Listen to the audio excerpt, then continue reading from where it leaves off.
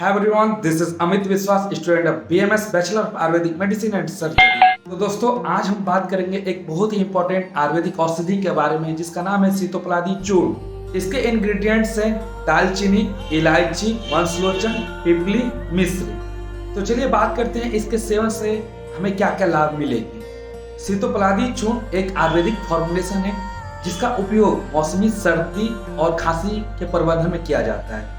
यह जलन रोधी और कफ निस्सारक गुणों को प्रदर्शित करता है जो रिस्पायरेटरी ट्रैक्ट से रिलेटेड डिजीज को प्रबंधित करता है। यह आमतौर पर ब्रोंकाइटिस, निमोनिया और एलर्जी की स्थिति और रिस्पायरेटरी ट्रैक्ट के वायरल डिजीज के इलाज के लिए कारगर है।